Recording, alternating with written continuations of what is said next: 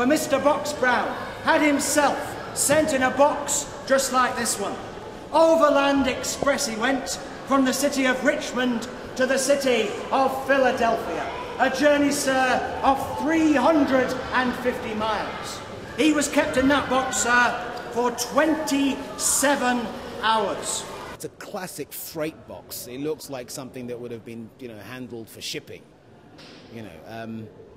The dimensions of the box again amazed me because I thought, well, for somebody of his size, bearing in mind that Henry Box Brown was 5'8", so that's just an inch shorter than me, but 200 pounds, to get into that space and survive for 27 hours, it just has to be experienced rather than imagined. Because this box is identical in size to the box he went in. 3 foot and 1 inch long, 2 foot 6 inches deep, and just 2 feet wide, with just a tiny crevice to admit air. Imagine yourself in that box. I'm not going to put you in the box. What's your name? Sam. What I'm going to do, Sam, is to ask you to do exactly what they did on that day. When it arrived in Philadelphia, they knocked on it 3 times and asked, "Is all right within?" You do the same. All right, sir. I've got Sam, there's someone in there. Open the box, quick. Help me. Oh, my word. It's Henry Box Brown itself. Go back to your place. Ladies and gentlemen, Mr. Henry Box Brown. Some water, please. Some water for you, sir, I think. Thank you, sir.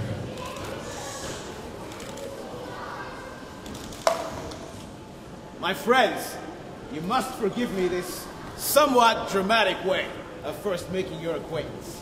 After all, my journey in this box today has been but of a short distance and taken just a little time.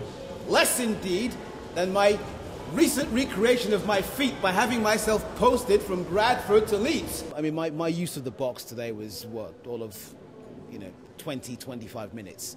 But even then, when I got out of the box, I felt faint. So when I was, when I was now delivering my lines, I was about to faint. And I had to sit down because otherwise I would have passed out. And that's possibly because of a lack of oxygen, because obviously it's not a huge space. So there's a lack of oxygen in there, naturally. That plus being confronted with strangers, which is exactly what happened to him, of course, when he first stepped out of the box. So he would have just been as disoriented as I was. For now, I am a free man in England. But I was once a slave.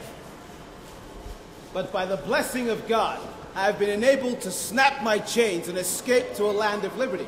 There's a narrative that Henry Box Brown wrote, which Andrew was able to obtain for me. So I read the narrative first and foremost, because there's just no point even beginning to try and create a character or the person himself if we don't know his entire story and not just that aspect of the story that involves his escape.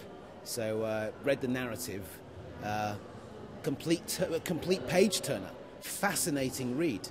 On the morning of the 29th of March 1849, that my friends nailed me in a box and conveyed me to the express office. Now, as soon as I arrived at the office, I was turned heels up and somebody banged something on the end of the box.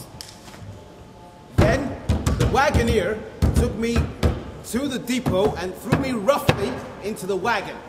Fortunately for me, I was able to land on my right side.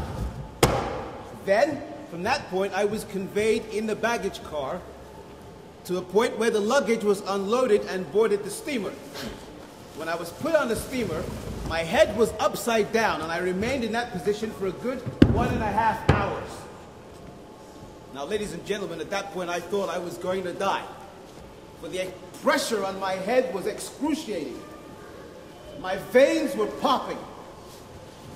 And I said a prayer to the Almighty God that if now is my time to die, I would rather die a free man than a slave. Almost as if in answer to my prayers, I heard 2 men talking. How are you, sir? Quite well. A little tired from standing. Yeah, I'm very tired as well. I've been standing for 2 hours now. I could really do with a seat. And it looks, well, as if this box might suffice. If you would help me.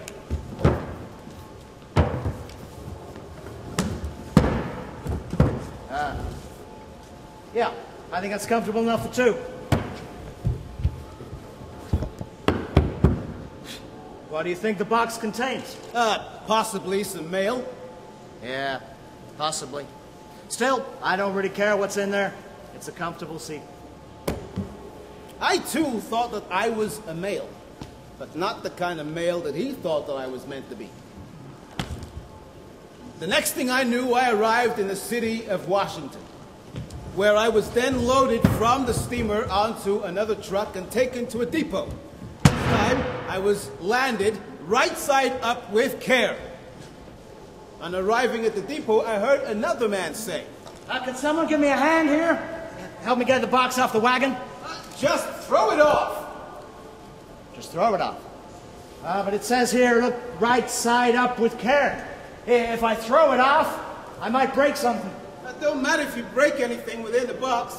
The railway company's going to pay for it. All right.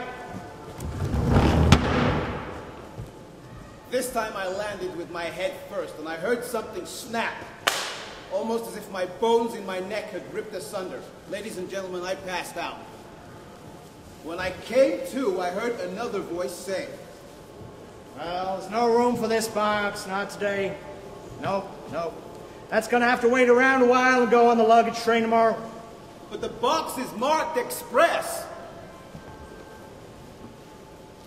Oh, yeah? Okay.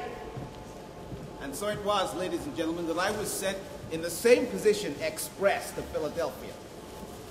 On arriving at Philadelphia, a wagon came and a man alighted from the wagon, and I heard him ask for a similar type of box as the one to which I was in.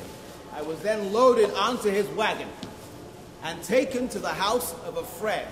The person that it had been arranged would receive me in my freedom. Now, because I did not know these people, I kept quiet when I was in the box, and people gathered around the box. Very soon, somebody in a very tremulous voice asked, Is all right within? "All right, sir.